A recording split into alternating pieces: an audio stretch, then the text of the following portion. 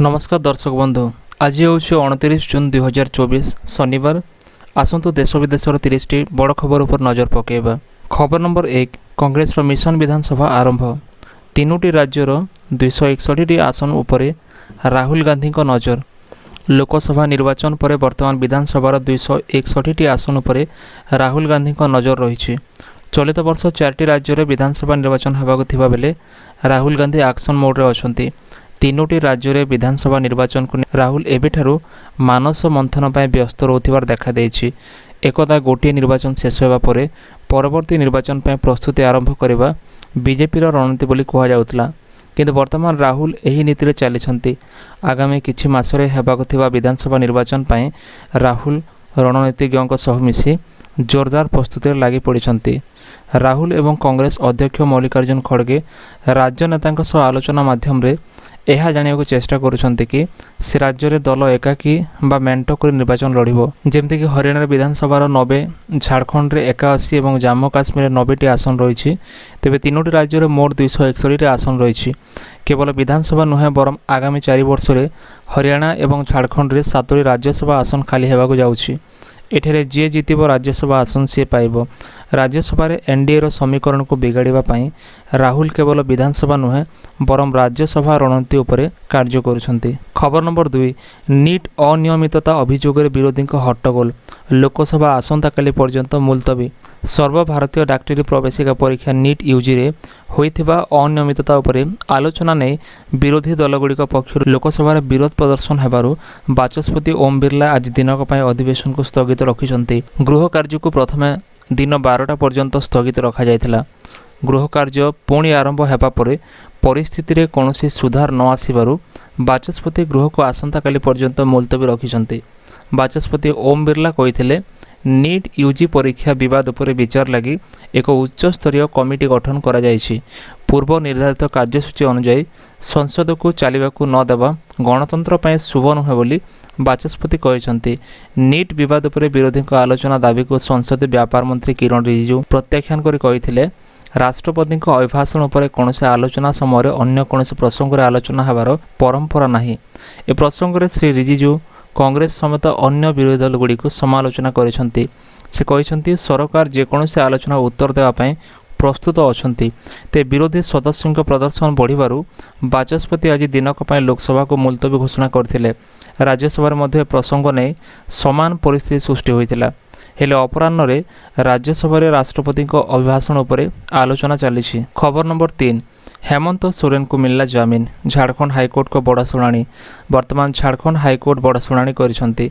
Police हेफाजत रे थिबा झारखंड पूर्वतन मुख्यमंत्री हेमंत सोरेन को जमीन मिली। जमी दुर्नीति मामला रे हेमंत सोरेन को जमीन पिटिशन को नहीं 13 जून रे शुणाणी शेष होइथिला। तेबे आज हाईकोर्ट ए मामलार राय शुणाणी करी हेमंत सोरेन को जमीन प्रदान करिसेंती। सूचना अनुसार झारखंड हाईकोर्ट हेमंत सोरेन को जमी दुर्नीति मामला सह जड़ित मनी लॉन्ड्रिंग मामला रे जमीन प्रदान करिसेंती। केंद्रीय जांच एजेंसी ईडी झारखंड मुक्ति मोर्चार नेता सोरेन को 31 जनवरी रे गिरफ्त करथिले। सेबेठारु से ईडी हेफाजत रे ही मुख्यमंत्री पदवी इस्तीफा देइथिले एवं तांका पदवी चंपाई सोरेन को हस्तांतर करा जायथिला। एहा परे तांका स्त्री कल्पना सोरेन पार्टीर कार्य को तदारक करती। वर्तमान झारखंड रे विधानसभा निर्वाचन पूर्व हेमंत सोरेन को जमीन मिलवा पार्टी पर एक बड़ आश्वस्ति। खबर नंबर 4 चाषी विद्युत बिल छाड़ महिला अकाउंट 1500 टंका मागणा LPG cylinder. Maharashtra deputy CM एवं अर्थमंत्री अजित पवार शुक्रवार दिन 2024-25 आर्थिक वर्ष पर बजेट उपस्थापन करिसेंती। ए समय राज्यर महिला मानक आर्थिक सहायता घोषणा करने सहित से मागणा सिलेंडर संबंधी घोषणा मध्य करिसेंती। अजित पवार 21 ରୁ 60 वर्ष मध्य राज्यर योग्य महिला मासिक 1500 टंका भत्ता प्रदान सह जड़ित आर्थिक सहायता योजना घोषणा करिसेंती। तेबे 5 सदस्य थिबा परिवार पई 3टी मागणा सिलेंडर। अर्थमंत्री अजित पवार आहुरी कहते जे ए योजना जुलाई रे कार्यकारी हेबो। ए योजना पई बजेट रु 46,000 कोटी टंका दियाजिबो बोली अजित पवार कहते। अन्यान्य कल्याणकारी योजना घोषणा कर अर्थमंत्री पवार कहते जे मुख्यमंत्री अन्नपूर्णा योजना अधीन रे 5 जन सदस्यों परिवार को प्रतिवर्ष 3टी मागणा गैस सिलेंडर दियाजिबो। अक्टोबर रे राज्य रे विधानसभा निर्वाचन हेबाक थिबा बेले ए योजना गुडी को अना जायछि। कृषक मान घोषणा कपा एवं सोयाबीन चाष करथिबा चाषी को बोनस देवा को महाराष्ट्र सरकार बजेट घोषणा करिसेंती। अर्थमंत्री अजित पवार कहते राज्य में कपा एवं सोयाबीन फसल पर चाषी को बोनस हिसाब से हेक्टर पिछा 5,000 ଟଙ୍କା ଦେବୁ। ଅଜିତ ପାୱାର କହିଛନ୍ତି ଯେ ଦୁଗ୍ଧ ଉତ୍ପାଦନକାରୀଙ୍କୁ ଲିଟର ପିଛା 5 ଟଙ୍କା ବୋନସ୍ ଦିଆଯିବ। ମହାରାଷ୍ଟ୍ର ସରକାର ପଶୁ ଆକ୍ରମଣ ଯୋଗୁଁ ମୃତ୍ୟୁ ପାଇଁ କ୍ଷତିପୂରଣ ରାଶି ବୃଦ୍ଧି କରିଛନ୍ତି। ବର୍ତ୍ତମାନ ମୃତକଙ୍କ ପରିବାରକୁ 20 ଲକ୍ଷ ଟଙ୍କା ବଦଳରେ 25 ଲକ୍ଷ ଟଙ୍କା ଦିଆଯିବ। ଖବର ନମ୍ବର 5, ଜିଓ ପରେ ଏବେ ଏୟାରଟେଲରେ ବୃଦ୍ଧି କଲା ରିଚାର୍ଜ ପ୍ଲାନ୍। 3 ଜୁଲାଇରୁ ହେବ ଲାଗୁ। ଜିଓ ନିଜର ରିଚାର୍ଜ ପ୍ଲାନ୍କୁ ବଢ଼ାଇବା ପରେ ଏବେ ଏୟାରଟେଲ ନିଜ ରିଚାର୍ଜର ଚାର୍ଜକୁ ବୃଦ୍ଧି କରିଛି। ଜୁନ୍ 28ରୁ ଭାରତୀ ଏୟାରଟେଲ ଘୋଷଣା କରିଛି ଯେ 10ରୁ 21% ନିଜର ଟେଲିକମ୍ ସେବାଗୁଡ଼ିକ ଦର ବୃଦ୍ଧି କରିବ। 2021 ଡିସେମ୍ବର ପରେ ଏୟାରଟେଲ ଏହା ଦ୍ୱିତୀୟ ଥର ବୃଦ୍ଧି କରିଛି। ଏହି ନୂଆ ଦର 3 ଜୁଲାଇରୁ ଲାଗୁ ହେବ। ଭାରତୀ ଏୟାରଟେଲ ନିଜ ବିବୃତ୍ତିରେ କହିଛି ଯେ ଏଣ୍ଟ୍ରି ଲେଭେଲ୍ ପ୍ଲାନ୍ ପାଇଁ ମୂଲ୍ୟ ବୃଦ୍ଧିକୁ ନର୍ମାଲ ରଖାଯାଇଛି, ଯାହା ପ୍ରତିଦିନ 70 ପଇସାଠାରୁ କମ୍।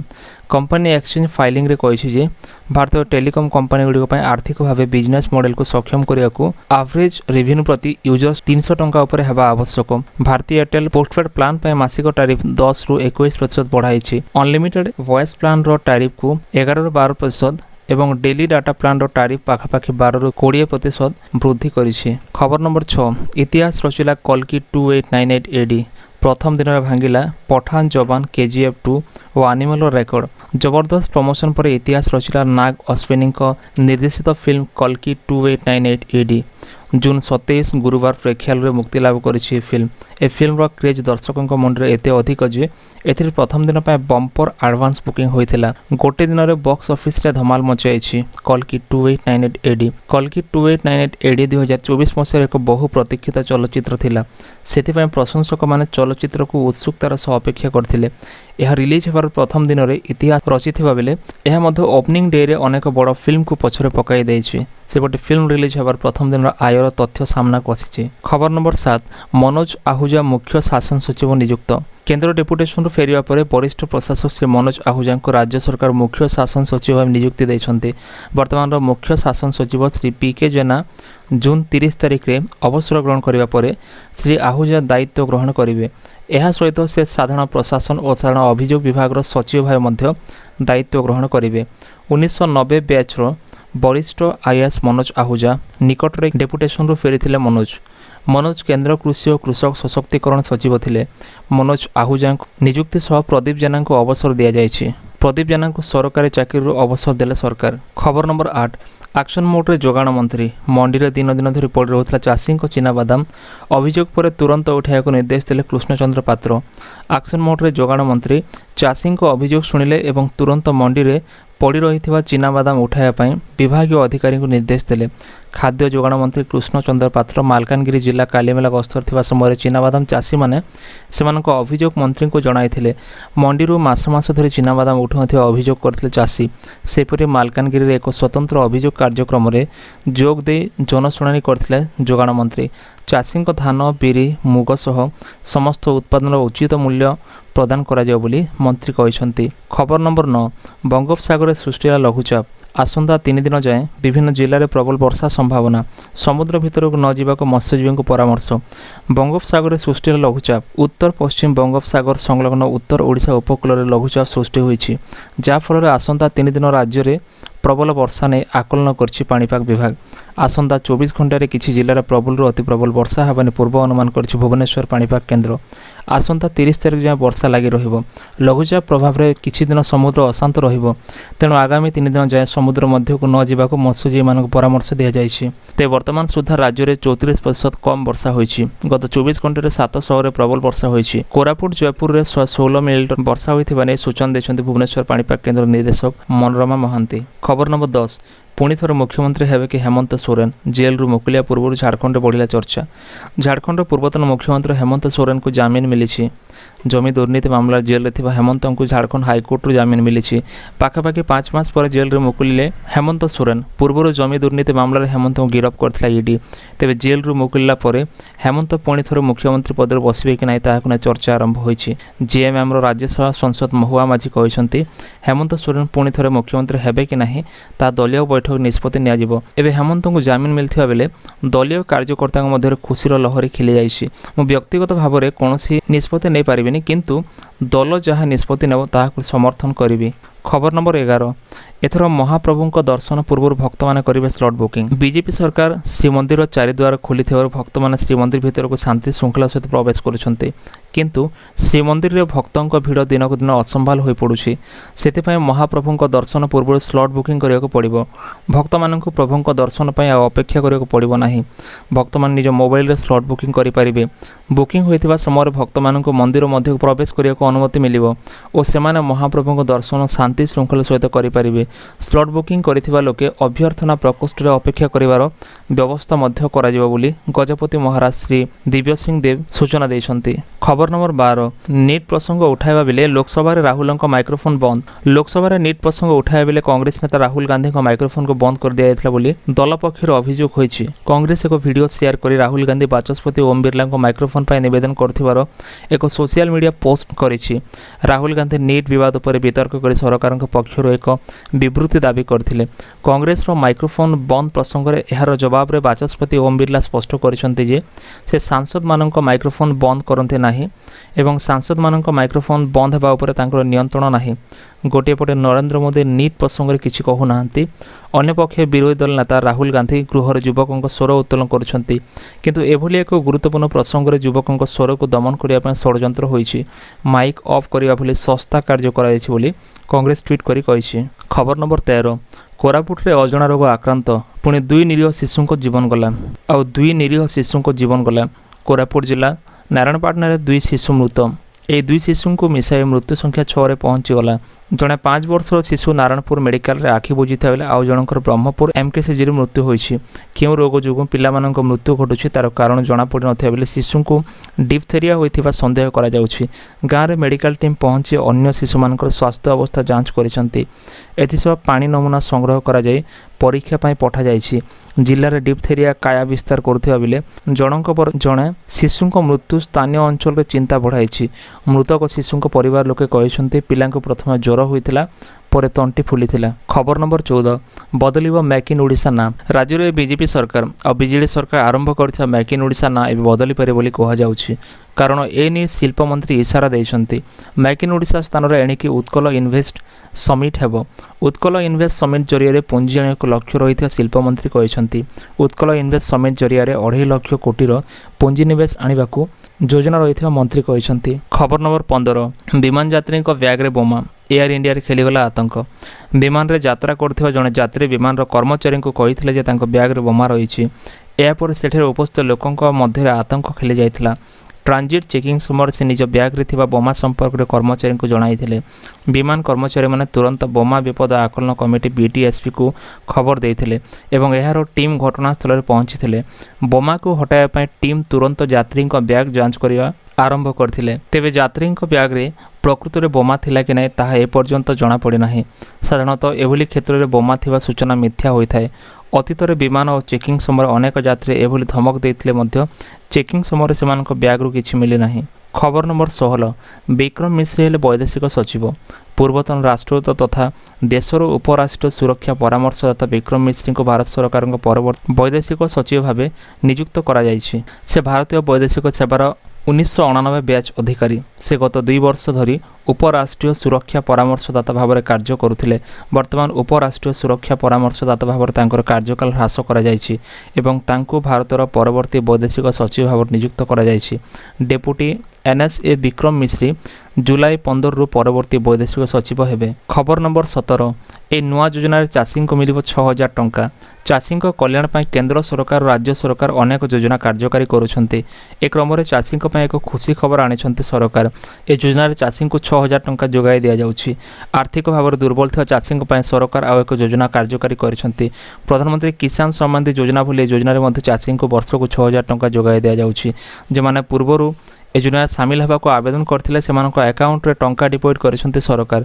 प्रति किस्ती रे चाषी अकाउंट रे प्रधानमंत्री किसान सम्मान निधि भली 2000 टंका लेखाएं डिपोजिट करा जाउछि। ए योजनार नाम होउछि नमो शेतकरी महासम्मान निधि योजना।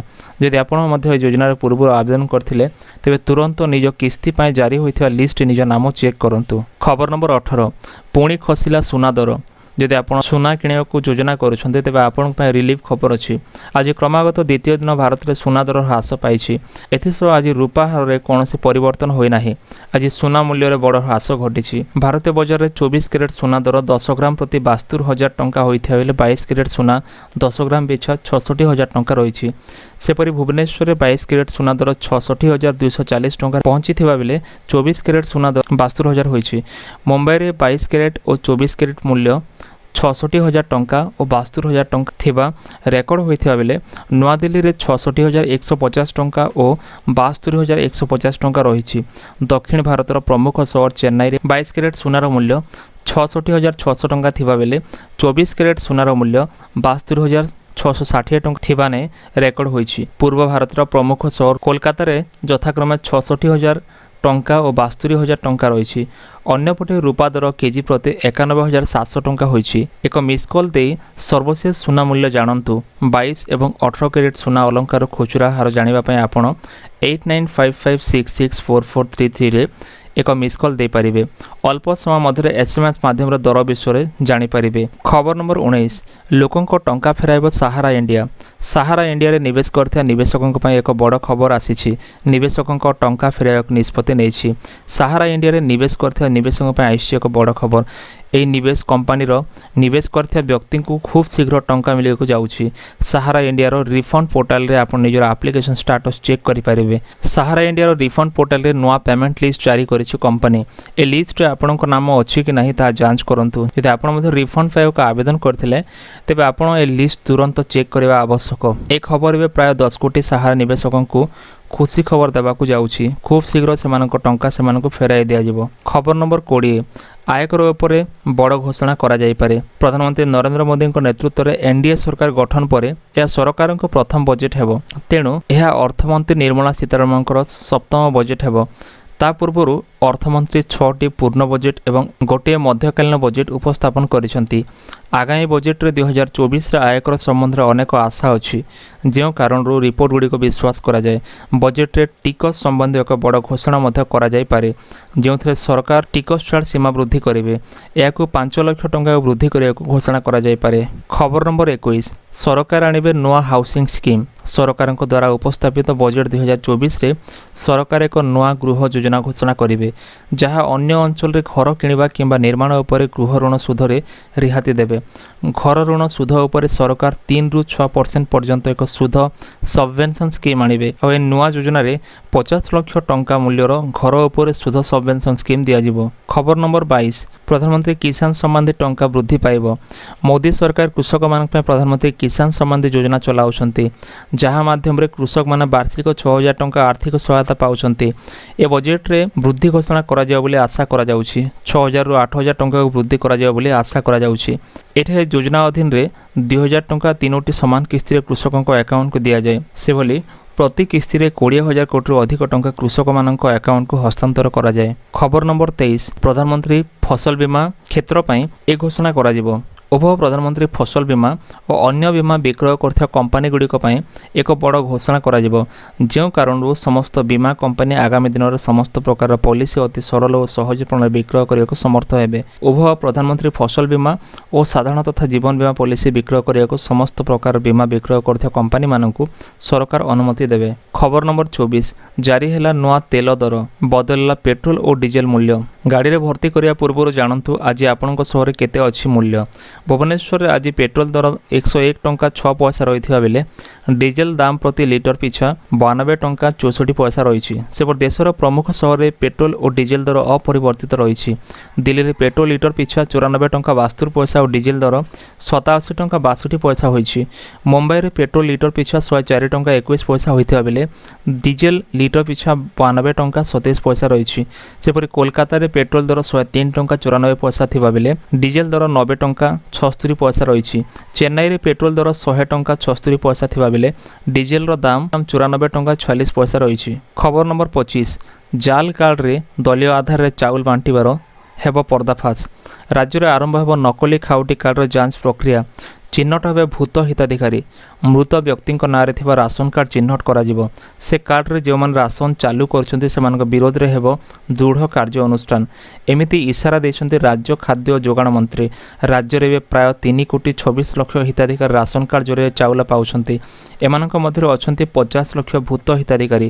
ଏନେଇ ଅର୍ଗସ୍ ବାରମ୍ବାର ଖବର ପ୍ରସାରଣ କରିଥିବା ବେଳେ ଏବେ ରାସନ ଆତ୍ମସାତ କରୁଥିବା ଲୋକଙ୍କୁ ସତର୍କ କରାଇ ଦେଇଛନ୍ତି ରାଜ୍ୟ ସରକାର। 2014ରୁ 2021 ମଧ୍ୟରେ ରାଜ୍ୟର 6,82,211 ଜାଲି ରାସନ କାର୍ଡ଼ ହିତାଧିକାରୀଙ୍କୁ ବାଦ ଦିଆଯାଇଥିଲା। ଏହାକୁ ଆଧାର କରି ହାଇକୋର୍ଟରେ ହୋଇଥିବା ଜନସ୍ୱାର୍ଥ ମାମଲାରେ ବିଚାର ବେଳେ ଉଚ୍ଚ ନ୍ୟାୟାଳୟ ଖାଦ୍ୟ ସୁରକ୍ଷା ଯୋଜନାର ସୋସିଆଲ ଅଡିଟ୍ କରିବାକୁ ନିର୍ଦ୍ଦେଶ ଦେଇଥିଲେ।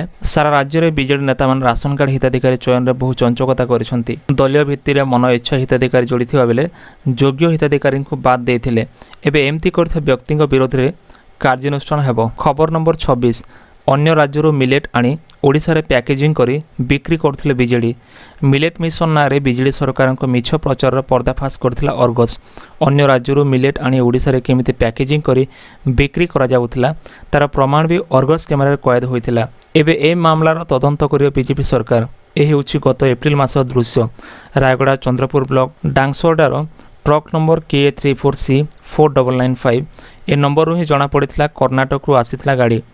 ଡ୍ରାଇଭର ପାଖରେ ଥିବା ଏ ବିଲ୍ରୁ ବି ସ୍ପଷ୍ଟ ହୋଇଥିଲା ଯେ 12,26,000 ଟଙ୍କା ମୂଲ୍ୟର ମାଣ୍ଡିଆ ଅଣାଯାଇଥିଲା। ଖୋଦ୍ ଡ୍ରାଇଭର ବି ଏହା କହିଥିଲେ। ବିଜେଡି ସରକାରରେ ମିଛ କହି ବେଷ୍ଟ ମିଲେଟ୍ ପ୍ରମୋଟିଂ ଷ୍ଟେଟ୍ର ଆୱାର୍ଡ଼ ସିନା ଓଡ଼ିଶା ପାଉଥିଲା, ହେଲେ ଏବେ ଏ ମାମଲାର ତଦନ୍ତ ହେବା ପାଇଁ ଖୁବ୍ ଶୀଘ୍ର କମିଟି ଗଠନ ହେବ। ଖୋଦ୍ ଖାଦ୍ୟ ଯୋଗାଣ ଓ ଖାଉଟି କଲ୍ୟାଣ ମନ୍ତ୍ରୀ କୃଷ୍ଣଚନ୍ଦ୍ର ପାତ୍ର ଗତକାଲି ରାୟଗଡ଼ା ଗସ୍ତରେ ଥିବାବେଳେ ଏ ସୂଚନା ଦେଇଛନ୍ତି। ତଦନ୍ତ ପାଇଁ କମିଟି ଗଢ଼ାଯିବ ଓ କମିଟି ରିପୋର୍ଟ ଆଧାରରେ ହିଁ ଆକ୍ସନ୍ ହେବ ବୋଲି ସ୍ପଷ୍ଟ କରିଛନ୍ତି ମନ୍ତ୍ରୀ କୃଷ୍ଣଚନ୍ଦ୍ର ପାତ୍ର। ଖବର ନମ୍ବର 27। ପ୍ରବଳ ବର୍ଷା, ରାସ୍ତାରେ ଲହଡ଼ି ମାରିଲା ବର୍ଷା ଜଳ। ପ୍ରବଳ ବର୍ଷାରେ ଭିଜିଲା ରାଜଧାନୀ ସମେତ ରାଜ୍ୟର ଅନେକ ଅଞ୍ଚଳ। ରାସ୍ତାରେ ଲହଡ଼ି ମାରିଲା ବର୍ଷା ଜଳ। ବଙ୍ଗୋପସାଗରରେ ଘୂର୍ଣ୍ଣିବଳୟ ପ୍ରଭାବରେ ଜାରି ରହିଛି ବର୍ଷା। ରାଜ୍ୟରେ ଆଗାମୀ 4 ଦିନ ଯାଏଁ ବର୍ଷା ଲାଗି ରହିବ। ପ୍ରବଳ ବର୍ଷା ସହ ବିଭିନ୍ନ ସ୍ଥାନରେ ବିଜୁଳି ଘଡ଼ଘଡ଼ି ହେବାର ସମ୍ଭାବନା ରହିଛି। ଆଜି ପ୍ରବଳରୁ ଅତି ପ୍ରବଳ ବର୍ଷା ନେଇ ଆକଳନ କରିଛି ପାଣିପାଗ ବିଭାଗ। 15 ଜିଲ୍ଲାକୁ ବିଜୁଳି ଘଡ଼ଘଡ଼ି ସହ ବର୍ଷା ସମ୍ଭାବନା ଥିବାବେଳେ 11 ଜିଲ୍ଲାକୁ ପ୍ରବଳ ବର୍ଷା ଓ 3 ଜିଲ୍ଲାରୁ ପ୍ରବଳରୁ ଅତି ପ୍ରବଳ ବର୍ଷା ହେବା ନେଇ ୟେଲୋ ୱାର୍ଣ୍ଣିଂ ଜାରି କରାଯାଇଛି। ଖବର ନମ୍ବର 28। ବଙ୍ଗୋପସାଗରରେ ସୃଷ୍ଟି ହେଲା ଲଘୁଚାପ। କିଛି ଜିଲ୍ଲାରେ ପ୍ରବଳ ବର୍ଷା ନେଇ ପୂର୍ବ ଅନୁମାନ। 3 ଦିନ ପାଇଁ ମତ୍ସ୍ୟଜୀବୀଙ୍କୁ ଗଭୀର ସମୁଦ୍ର ଯିବା ମନା। ଉତ୍ତର ପଶ୍ଚିମ ବଙ୍ଗୋପସାଗର ସୃଷ୍ଟି ହୋଇଛି ଲଘୁଚାପ। 2 ଦିନ ଧରି ଉତ୍ତର ପଶ୍ଚିମ ଦିଗରେ ଏହା ଗତି କରିବ। ରାଜ୍ୟରେ ମୌସୁମୀ ସକ୍ରିୟ ଥିବାବେଳେ ବଙ୍ଗୋପସାଗରରେ ଲଘୁଚାପ ସୃଷ୍ଟି ହୋଇଥିବାରୁ କିଛି ଜିଲ୍ଲାରେ ପ୍ରବଳରୁ ଅତି ପ୍ରବଳ ବର୍ଷା ନେଇ ପୂର୍ବ ଅନୁମାନ କରିଛି ଆଞ୍ଚଳିକ ପାଣିପାଗ କେନ୍ଦ୍ର। 29 ତାରିଖ ପାଇଁ 9 ଜିଲ୍ଲାକୁ ୟେଲୋ ୱାର୍ଣ୍ଣିଂ ଜାରି କରାଯାଇଛି। କେନ୍ଦୁଝର, ମୟୂରଭଞ୍ଜ, ସୁନ୍ଦରଗଡ଼ ଜିଲ୍ଲାରେ ପ୍ରବଳରୁ ଅତି ପ୍ରବଳ ବର୍ଷା ହୋଇପାରେ ବୋଲି କୁହାଯାଇଛି। ସେପରି ବରଗଡ଼, ସମ୍ବଲପୁର, ଝାରସୁଗୁଡ଼ା, ଦେବଗଡ଼, ଅନୁଗୁଳ, ଢେଙ୍କାନାଳ ଜିଲ୍ଲାରେ ମଧ୍ୟ ପ୍ରବଳ ବର୍ଷା ହେବା ନେଇ ଆକଳନ କରାଯାଇଛି। ଅନ୍ୟପଟେ 30 ତାରିଖ ପାଇଁ 4 ଜିଲ୍ଲାକୁ ୟେଲୋ ୱାର୍ଣ୍ଣିଂ ଜାରି କରିଛି ଆଞ୍ଚଳିକ ପାଣିପାଗ କେନ୍ଦ୍ର। କେନ୍ଦୁଝର, ଦେବଗଡ଼, ସୁନ୍ଦରଗଡ଼, ଝାରସୁଗୁଡ଼ା ଜିଲ୍ଲାରେ ପ୍ରବଳ ବର୍ଷା ହେବା ଆଶଙ୍କା ରହିଛି। ତେବେ ବିଭିନ୍ନ ଜିଲ୍ଲାରେ ଆସନ୍ତା 30 ତାରିଖ ଯାଏଁ ବର୍ଷା ଲାଗି ରହିବ। ଲଘୁଚାପ ପ୍ରଭାବରେ ସମୁଦ୍ର ମଧ୍ୟ ଅଶାନ୍ତ ରହିବ। 3 ଦିନ ପର୍ଯ୍ୟନ୍ତ ଗଭୀର ସମୁଦ୍ର ଭିତରକୁ ନ ଯିବା ପାଇଁ ମତ୍ସ୍ୟଜୀବୀଙ୍କୁ ପରାମର୍ଶ ଦିଆଯାଇଛି। କିଛି ସ୍ଥାନରେ ଅତି ପ୍ରବଳ ବର୍ଷାକୁ ଦୃଷ୍ଟିରେ ରଖି ସ୍ଥିତି ଉପରେ ନଜର ରଖିବାକୁ ଜିଲ୍ଲାପାଳଙ୍କୁ ନିର୍ଦ୍ଦେଶ ଦେଇଛନ୍ତି SRC।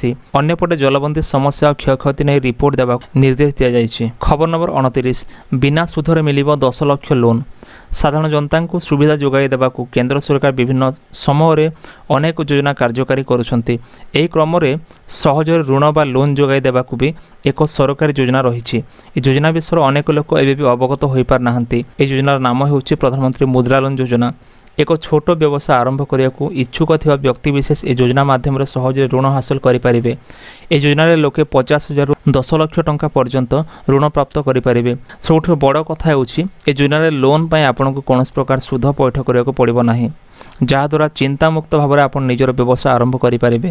ଏହା ସହିତ ଲୋନ୍ ମଧ୍ୟ ପରିଶୋଧ କରିପାରିବେ। ଏଥିପାଇଁ ସରକାର ଆରମ୍ଭ କରିଛନ୍ତି ପ୍ରଧାନମନ୍ତ୍ରୀ ମୁଦ୍ରା ଲୋନ୍ ଯୋଜନା। ଏଥିରେ 3ଟି ସୋପାନ ରହିଛି: ଶିଶୁ ଲୋନ୍, କିଶୋର ଲୋନ୍ ଓ ତରୁଣ ଲୋନ୍। ଯଦି ଆପଣ ଶିଶୁ ଲୋନ୍ ପାଇଁ ଆବେଦନ କରିଛନ୍ତି ତେବେ ଆପଣଙ୍କୁ 50,000 ଟଙ୍କା ପର୍ଯ୍ୟନ୍ତ ଲୋନ୍ ମିଳିବ।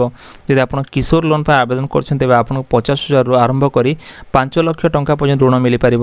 ସେଭଳି ତରୁଣ ଲୋନ୍ ପାଇଁ ଆବେଦନ କଲେ 5 ଲକ୍ଷ ଟଙ୍କାରୁ 10 ଲକ୍ଷ ଟଙ୍କା ପର୍ଯ୍ୟନ୍ତ ଋଣ ମିଳିପାରିବ।